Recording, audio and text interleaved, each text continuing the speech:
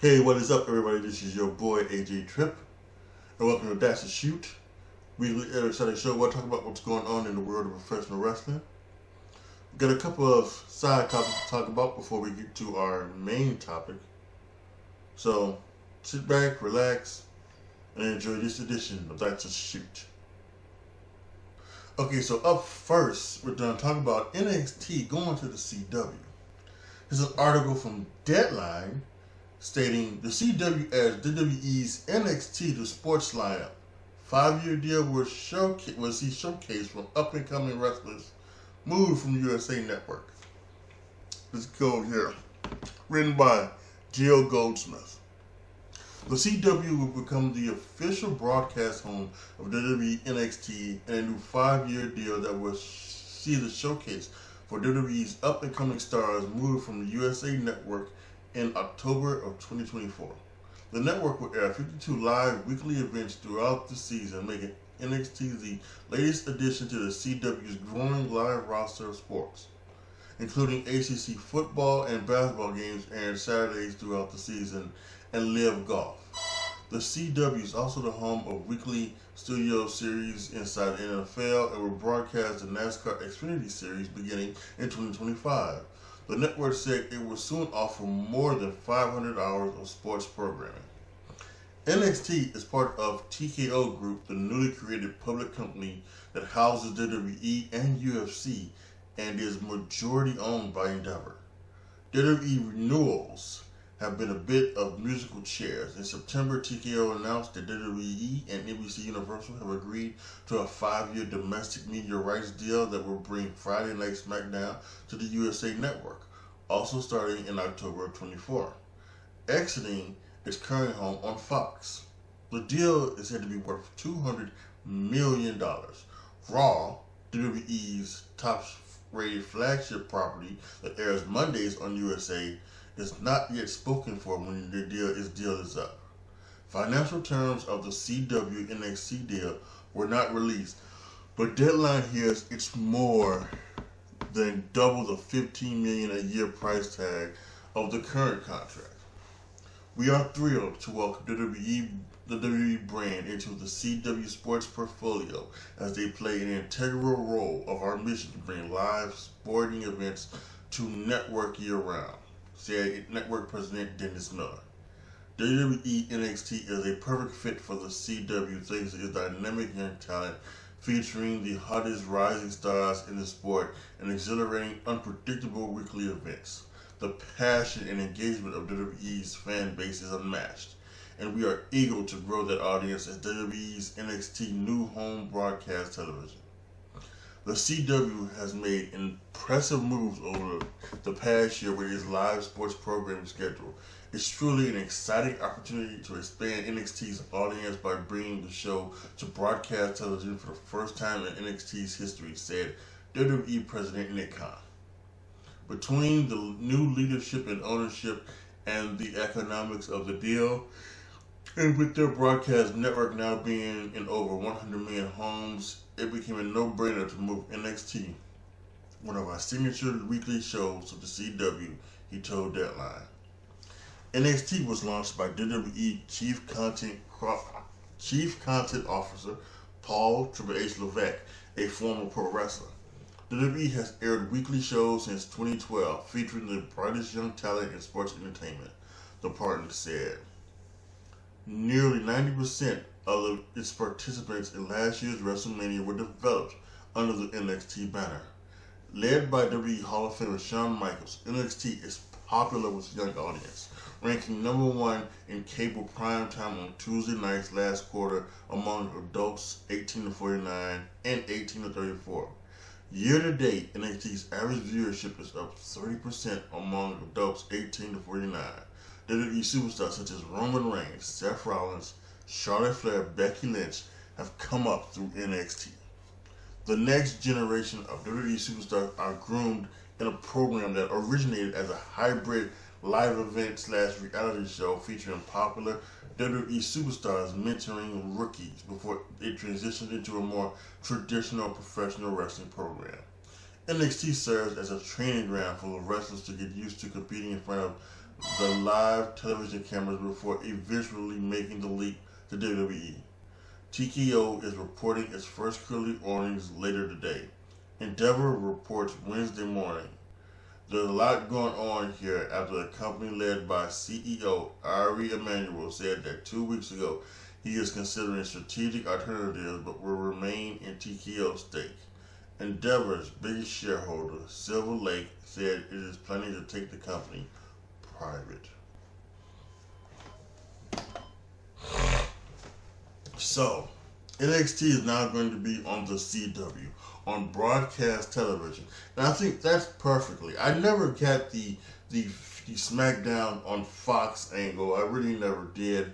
And they kind of, said that, they were not making up, the ratings that's on SmackDown that was. And I understand that, wrestling is right now, it's not where it was in the Attitude Era.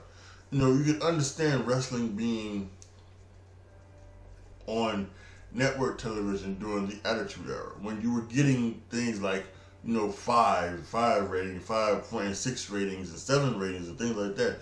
Monday Night Raw and Monday Nitro were getting more ratings than Monday Night Football during that time.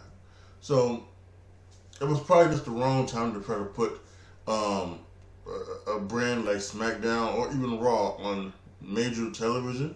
I think keeping SmackDown and keeping Monday Night Raw on cable is the right idea. However, putting NXT on the CW, if you're not going to have CW on USA or not going to put it back onto the network / Peacock, this is a perfect place for NXT to be, because you're, like you said, it's over 100 million homes right now. They're getting close to 1 million viewers each and every week right now, but it being on USA Network, they should easily eclipse 1 million when they start on the CW coming in 2024, and that should be a weekly thing. The weekly programming has been great, and it's been wonderful to watch, and it's been just tremendous since the NXT 2.0 branding.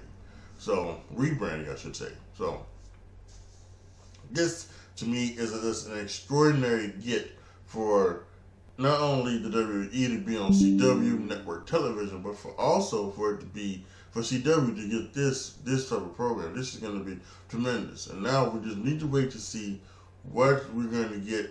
Where is Monday Night Raw going to be on? And I'm hoping that it will be on a cable station. I'm hoping that it won't be put on the Peacock or the network. I'm hoping it won't be on like some other streaming service. I'm hoping it will be actually on cable. So we'll see where that comes down. But here we are. We've got NXT going to the CW in 2024. It's great stuff here. I wanted to put this out here for those who are going to be at Survivor Series next week in Chicago. By the way, the That's a Shoot prediction show will be next Friday, and after the show next Saturday, there will be a live reaction to what went down on Survivor Series. But what I really wanted to do is, and I'm really begging everybody, it's not to get your hopes up for CM Punk. Yeah, everything has been coming around saying that, CM Punk, nobody has talked to CM Punk, nobody in WWE has talked to CM Punk, they're not coming together. And while yes, they could be lying and they could be, doing the Edge thing and playing kayfabe and trying to make it so that it'll be a genuine surprise to some, like me, and it should be a genuine surprise, even though you can't get those nowadays too much in professional wrestling. But it should be, it could be, and should be a genuine surprise if we were to see CM Punk come out next week. But what I don't want is what happened a couple years ago when, the WWE was talking about The Rock's, was it 25th anniversary. You know, with The Rock's 25th anniversary of like his debut and things like that, and they were, you know, and they were promoting The Rock's movie on Netflix, and they were doing all of this, and then the fans, for some dumbass reason, thought that The Rock was going to be on the show. They never said that. They never promoted it. They never said anything else. And then the fans said, "Well, they didn't switch us." No, they didn't. They never told you that The Rock was going to be on the show. That was your dumb ass thinking it. And right now they are telling you that CM Punk is going to be nowhere near this show. So if CM Punk doesn't end up being on that, if they go through the Survivor Series and CM Punk is not on the show, don't you dare say, well, they baited and switched us, and they were doing all these CM Punk things. No, they wasn't. No, they wasn't. They have been telling you that CM Punk is nowhere near the show. He is not a WWE superstar. He is not going to be there. Do not expect him. They are telling you guys this through all the means, through Sean Ross Sapp and through Dave Meltzer and through Nick Hausman and through everybody on the dirt sheets. They are telling you we have been in no contact with CM Punk. Do not expect him. So I don't want to see next Sunday, a bunch of tweets, and I don't want to see CM Punk trending. Oh, the WWE baited switch to the WWE. How come CM Punk wasn't there? Yada yada this, yada yada that. And I watched this. I went to this show thinking I was going to see CM Punk, and then he didn't come. Boo hoo! It sucks. Fuck you. Okay? Get that through your thick skull. So, please, everybody who's watching this, everybody who's gonna be at the in the Allstate Arena in Chicago, go to Survivor Series, enjoy the War Games match, both of them, enjoy the women's title match, enjoy the Intercontinental title match. I'm sure they may put another match on as well. But don't go there thinking. Do not go there thinking that CM Punk is going to be there, because you will be disappointed, and that will be on you and not the WWE. From your big brother AJTRIP. So our main topic for today's episode is what went wrong with Lacey Evans. A couple months ago, Lacey Evans' contract was not renewed by WWE. And I think through a certain portion of the fan base, it was met with a ringing endorsement, because they did not like some of the stuff that she had put out there on her social media. But I think to a lot of us, or at least I like to think to a lot of us, it was met with some kind of disappointment, because we really saw something in Lacey Evans. And I want to know where exactly did it go wrong for Lacey Evans?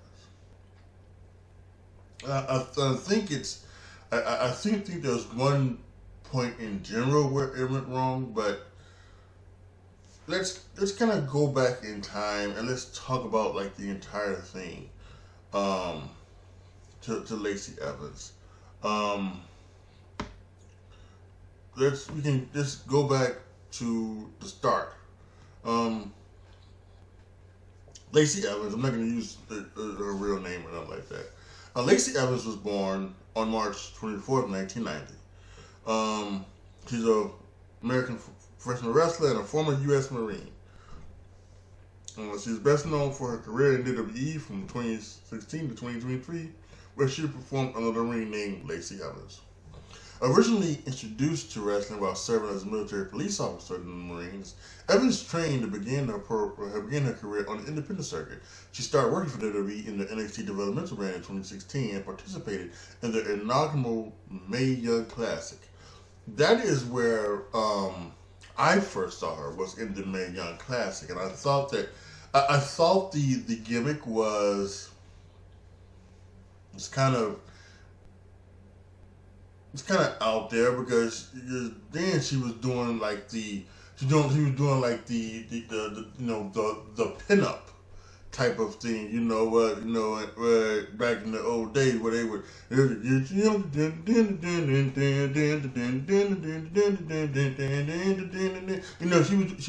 she was dressed and like one of those, and she was like one of those, and she was acting like one of those kind of, she did like she doing this like the Rosie the Riveter, she was doing that, so didn't necessarily get that. After feuding with Kairi Sane in NXT, Evans debuted on the main roster in January of 2019, entering a feud with Becky Lynch that culminated in a mixed tag match in the main event of Extreme Rules. Over the next several years, she appeared regularly on WWE programming until leaving the promotion in August of 23. Yeah, and that's a little bit, I know you're talking about her early life, let me do that.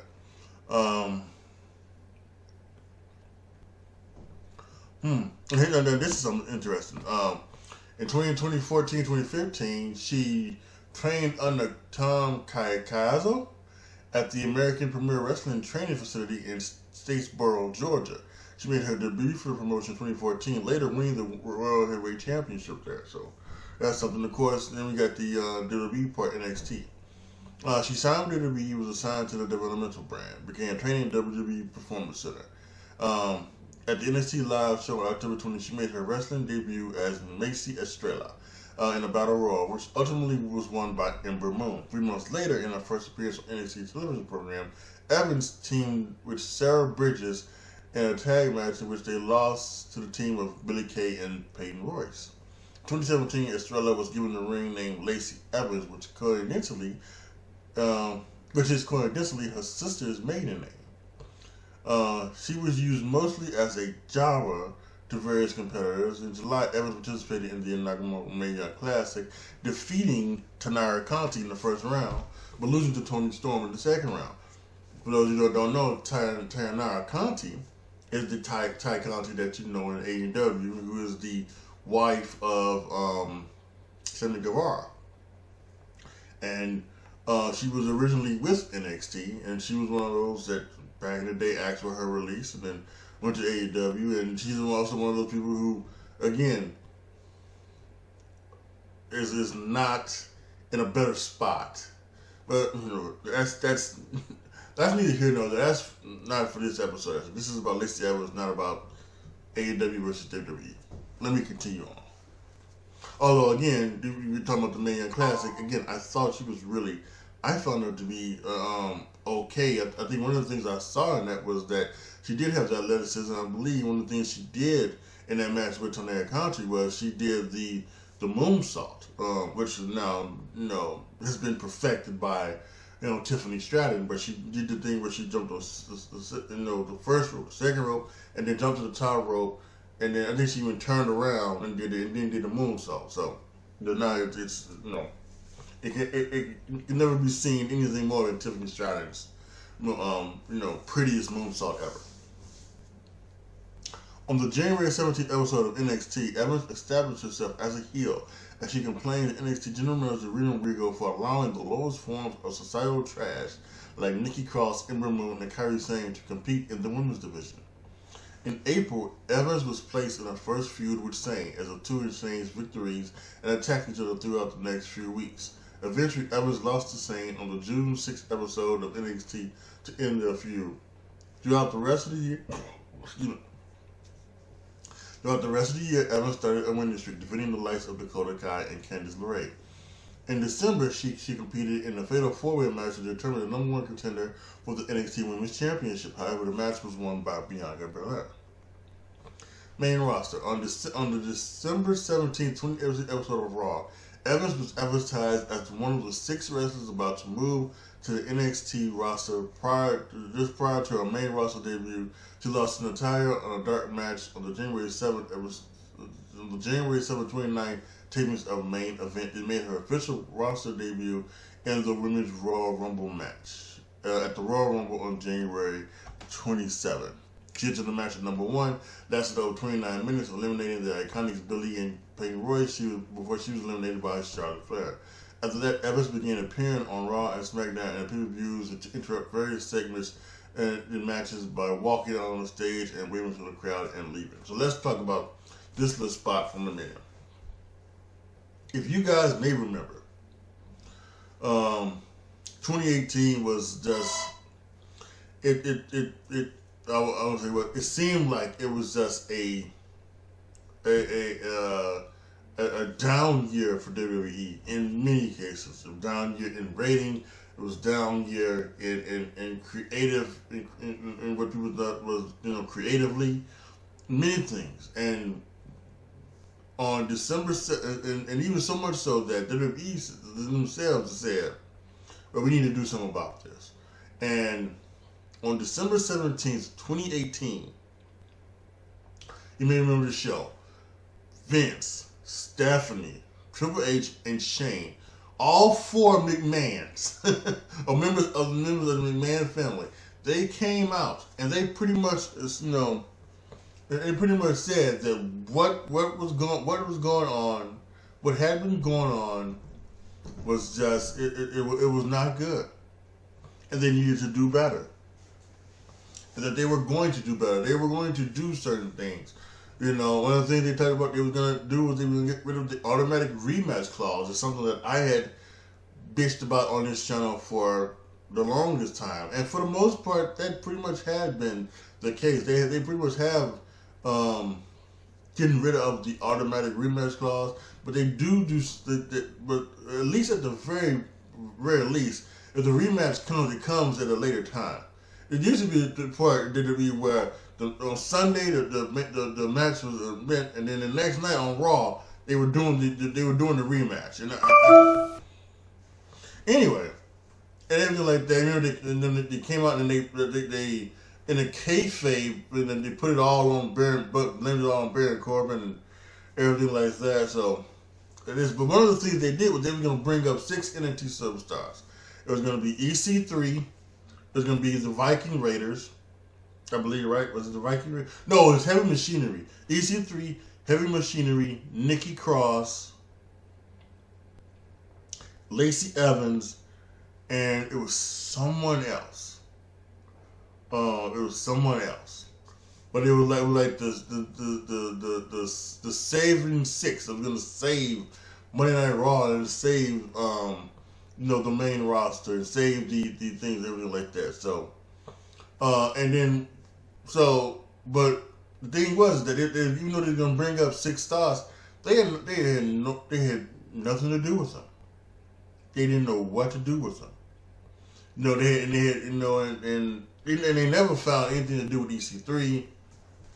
Same thing with Nikki Cross. I think they were supposed to bring up, Sanity, and Sanity got brought up to SmackDown and things like that,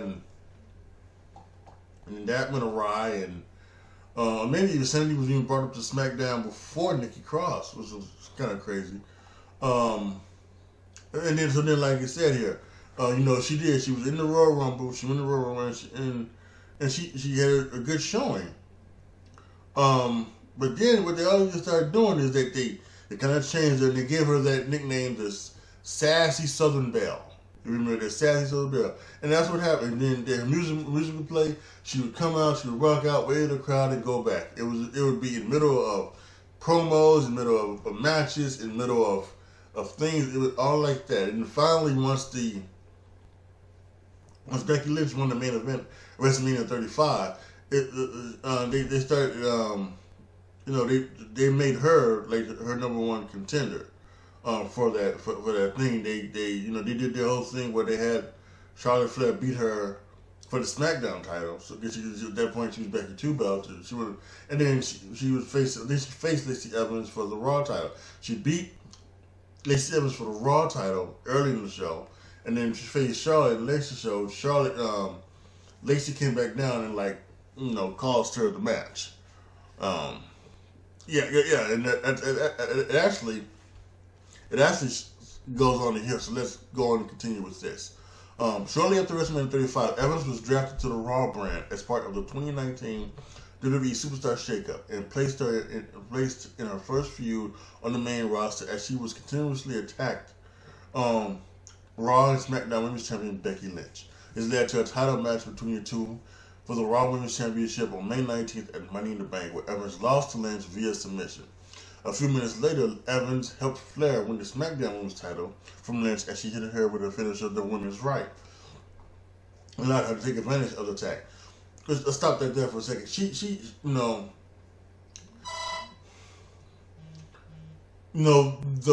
one thing to have it for the Big Show. It's a Big Show. He's a giant, things like that. So him having the WMD punch as a finisher, I can see.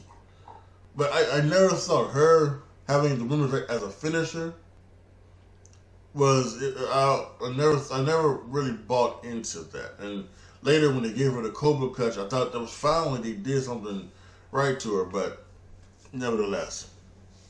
Let's go.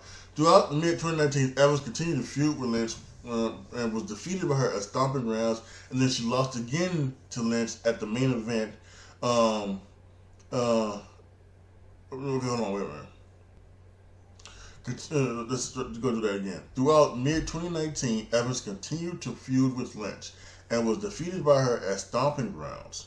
She lost again to Lynch, and in the main event, I think that should be Extreme. I don't know. That should be Extreme Rules or something like that. Yeah, because she said she was Baron Corbin's choice for the special referee of the Universal Championship match due to Seth Rollins dating Lynch. You remember all of that stuff. On July 14th at Extreme Rules, Evans and Corbin challenged Lynch and Rollins for the respective titles in a last chance Extreme Rules mixed tag match, but they failed to win the match after Rollins pinned Corbin, thus ending her feud with Lynch and Rollins ending his feud with Corbin. Although afterwards he was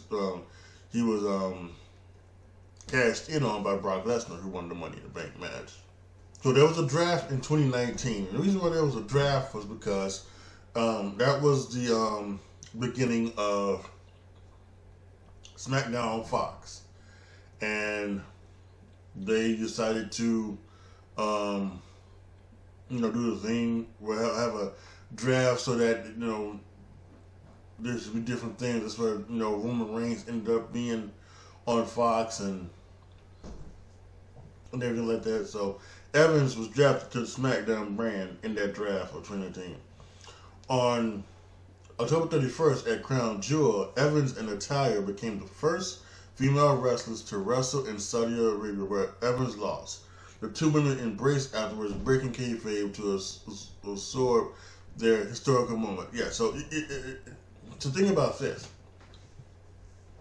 they've been doing the Saudi Arabia shows for a couple years by then, maybe two years, 2 shows a year, and there was at the beginning there was never women, even though the WWE behind the scenes was trying to get them to get them to have the women come there and perform for them. And there was even one thing, I think maybe even earlier in that year, where they had showed a thing for Stomping Grounds, and I think it was earlier that year, and they showed a match. I think was it Alexa Bliss and Bailey? It was something like that, and they showed that, and the crowd cheered. It actually may have been Lacey Evans versus Becky Lynch, but the fans cheered. And I think that maybe kind of showed this, the Saudi government that, okay, they would be willing. Now, because of the laws of Saudi Arabia, things like that, they couldn't be in their wrestling thing. For the first couple times they wrestled, this first time, they wore, they wore black, or all black. They wore like an all black bodysuit or a black shirt and black pants, black sweatpants. And then they wore a shirt over them. And then they wore a shirt over them to cover themselves up. And it was the same thing The next show, which was like in February, when it was Bailey and Naomi. It's the same thing. They wore shirts. I think maybe even Naomi, she had maybe like a colored pants or something like that, because that's her whole thing. And then it didn't. Once they realized that they could do that, they started having the women like have stuff being made for them. Or if you're Ronda Rousey or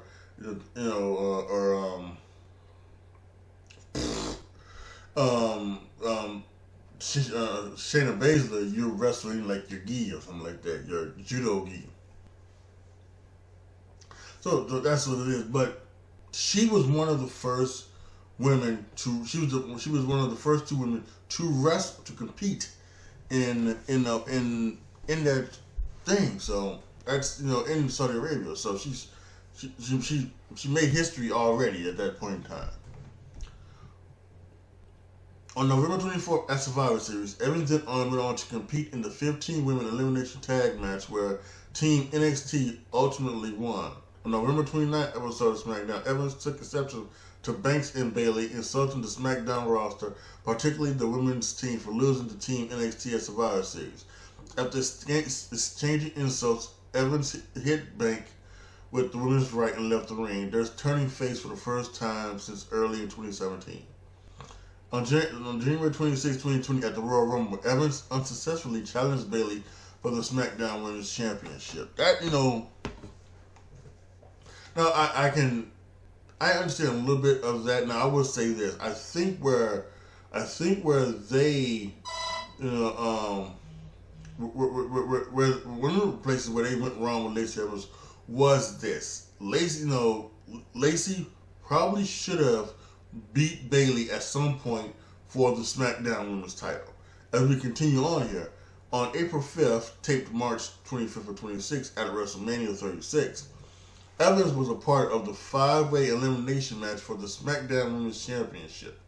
Evans lost the match after being pinned by Bailey after interference from Banks.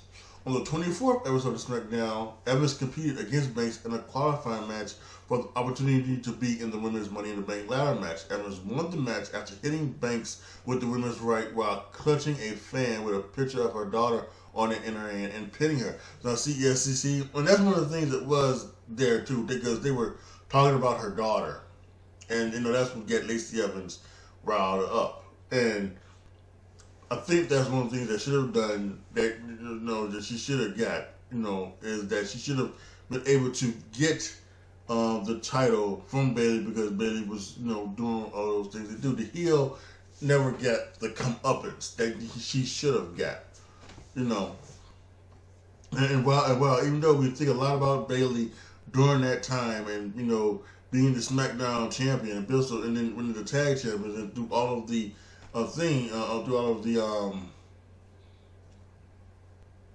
pandemic, we also know that she was she was one of the one of the true stars of the pandemic. She probably didn't need that championship. We probably should have went to Lacey. So that's probably part one of where they went wrong with Lacey Evans, that she never was able to get her stuff going. Okay, so let's continue. On May 10th at Money in the Bank, Evans was unsuccessful in the namesake match as she was pulled down, led by Asuka, who went on to win. On the July 10th episode of SmackDown, Evans attacked Naomi after she lost her karaoke contest to her turning heel once again. As a part of the 2020 draft, Evans was then drafted to the Raw brand. On the January 4th, 2021 episode of Raw, Evans started a storyline with Ric Flair during the match against WWE Tag Team Champion Charlotte Flair and Asuka. Evans flirted with Ric.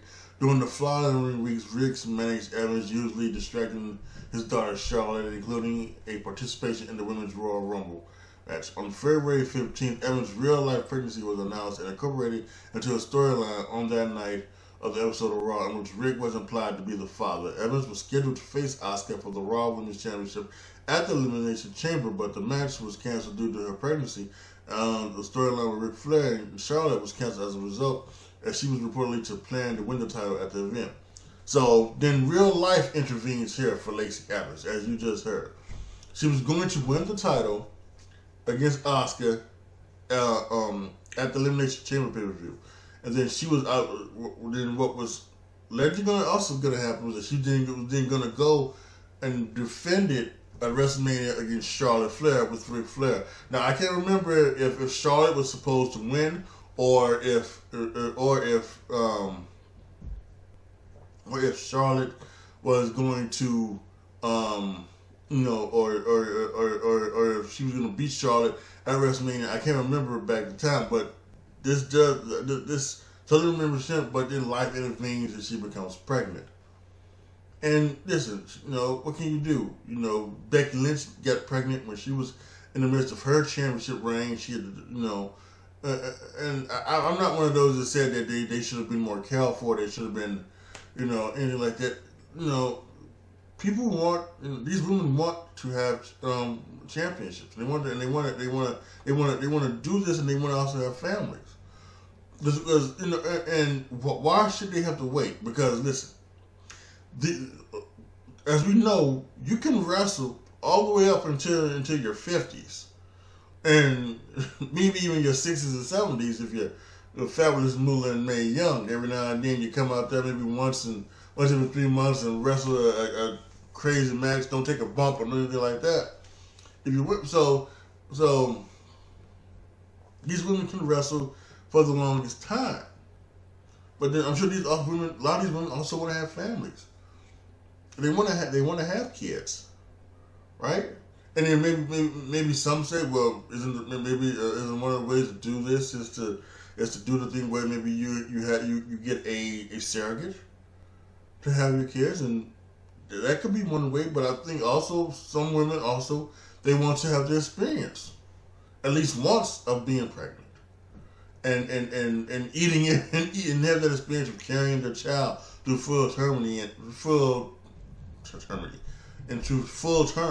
and to the experience of giving birth, as painful as that may be, is not may be. I apologize, women, don't come after me. It is as painful as it is, and all that stuff. They still want to have that experience, and they should be able to. So, listen, I think anybody that gets upset at the women right now, we've got 3 women thinking that they're pregnant, right? Not Charlotte. Alexa Bliss is pregnant.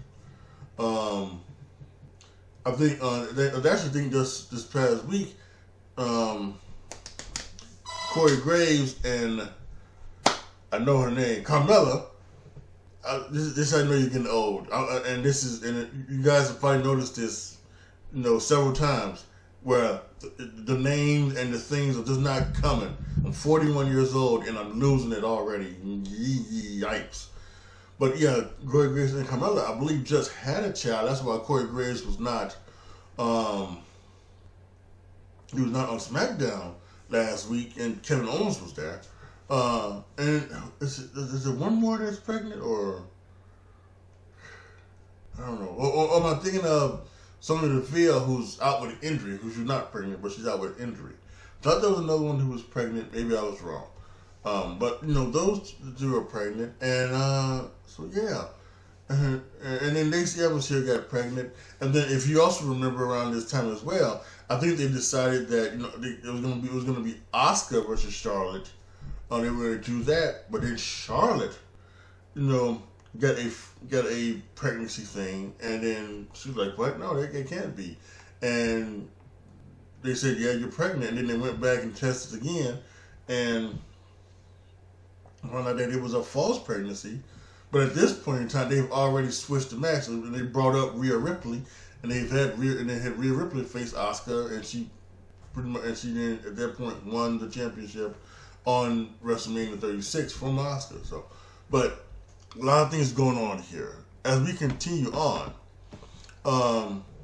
She is pregnant, and she has her pregnancy and things like that. So on the April 8th, 2022 episode of SmackDown, Evans returned to the show as a face in a vignette talking about her life, taking on her military-inspired character. She was then drafted to Raw to be a military heel character. Weeks later, she was moved back to SmackDown. On the January 10th episode, Evans made her in-ring debut again, turning face as a character, defeating Xia Li to qualify for the Women's Money in the Bank ladder match. At Money in the Bank, she was unsuccessful in winning the match. On the following episode of SmackDown, Evans turned heel when she berated the fans and attacked her tag team partner, Aaliyah. The same thing would occur on the next two episodes of SmackDown. The two were supposed to have a match on the July 29th episode, but Evans was not medically cleared to compete. On the November 11th episode of SmackDown, Evans competed in a six-pack challenge for the SmackDown Women's Championship match at Survivor Series War Games, which was won by Shotzi. Starting on the December 2nd episode, vignettes aired showing Evans in training in the military, adopting the Cobra Clutch as her finisher. This character drew criticism from Sergeant Slaughter, a wrestler who had also had a military-based character and used the Cobra Clutch as his finisher. Evans' last match was a dark match on the July 7th episode of SmackDown before leaving the WWE in August. And here is where I think they really pissed the bed with Lacey Evans. And yes, around this time there was also other things as well. She was putting things out on social media, maybe talking about, maybe I don't know if it was the shot, but for COVID, or if it was like stuff like, not eating certain things or what it was. But she was putting stuff out there that seemed to be, obviously stuff that one side of the aisle would say is conspiracy theorist-esque. And the other side of the aisle would say, it's just dumbass stupid. And then there's some stuff about autism as well. That may have been one of the things. So that was around this time as well. During this period of her comeback. But what it really was, what really I think put the nail in the coffin for Lacey Evans was this flip-flop thing and then making her a heel. Like I said, they had her come on for weeks. They had her tell her story about her past and the stuff that her father did and the stuff of the drugs and all of this stuff, this real life stuff. And they had her tell these stories, and they had her up there, I'm assuming, crying real tears, right? And she had this saying, I can't remember the saying. But it was something about, I'm not, you're not stronger than me or something like that. I can't remember exactly what it was, right? I don't remember what exactly it is, but she had this saying that she would say, at the end of the things, and I thought it was a real good saying. I thought it was some good stuff with it, and it's always good to bring in some stuff from realism to bring into your wrestling character. So, and this could have worked. This really could have worked, and I think this could have worked. This could have got her over with the crowd again, even with all her other things, with her things on social media and things like that. I think this really could have got her over with the crowd if they just would have stuck with it. But for some reason, this is one of the things that as much as I love him and as much as I thank him for everything he's done for the wrestling business. One of the things that Vince, near the end was ridiculous about was he saw things in a way that just wasn't should it be. And while in 1999, Kurt Angle, being the all-American good guy, drinking milk and things like that, being a heel makes sense.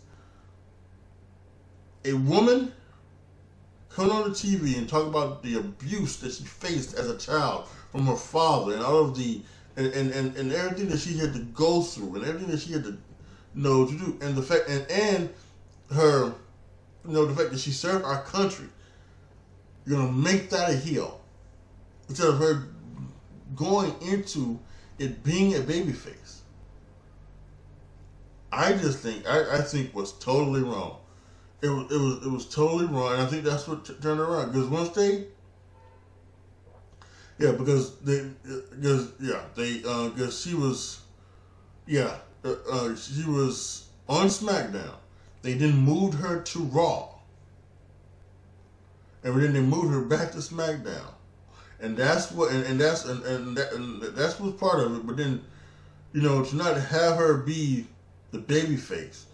And even if I don't know if that Money in the Bank match, if she really got a reaction. Again, I would fully admit,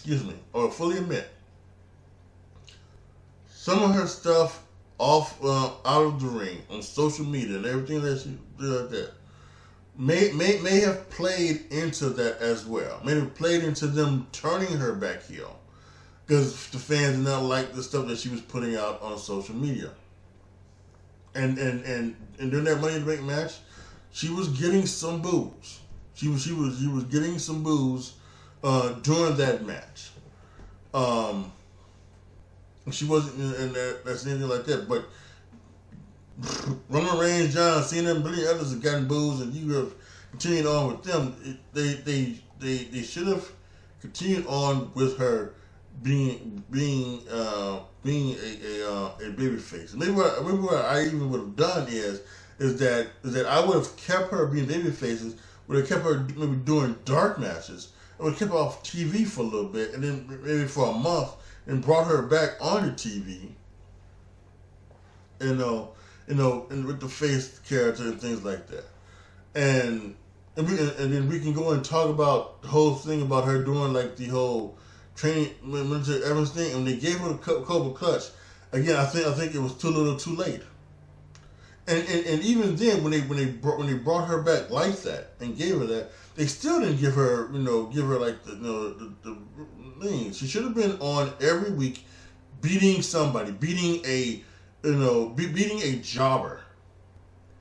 Being a jobber. That's what it did. And there's nothing, you didn't have to put her in the matches with some of the other girls, especially if you didn't want to beat some of the other girls. If you didn't want to beat Liv Morgan, because I think she did. I think she had a match with Liv Morgan, and Liv Morgan beat her. There was no reason for that. She didn't have to have a match with Liv Morgan. She could have had a match with a NXT developmental person, or just a jobber, and she could have went up there, did a few moves, hit the women's right, put in the Cobra Clutch, and then it went over, and get her over that way. But it didn't happen. So there were the last couple years was just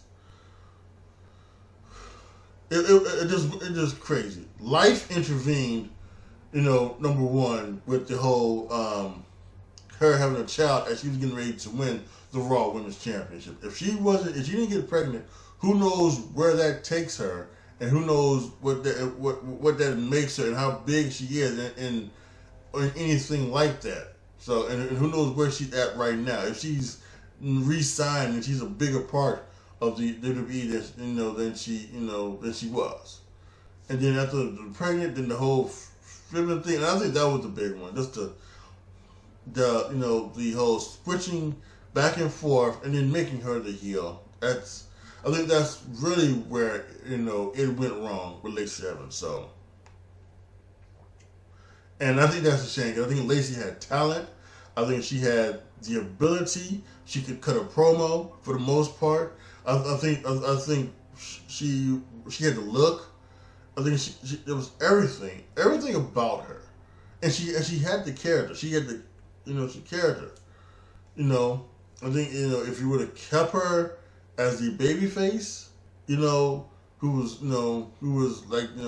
had overcome everything.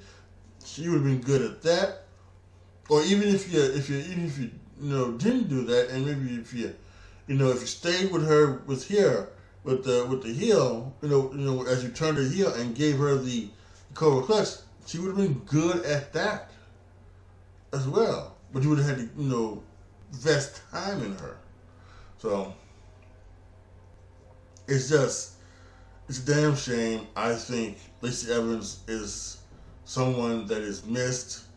And I don't know if she's any other thing that she really wants to do in professional wrestling. There's a couple things that's talking about that, she's opened up, a cafe and, in South Carolina, and she is doing other things for charities and things like that. So I don't think you'll see her in AEW. I don't think you'll see her in NWA or any or TNA or anything else.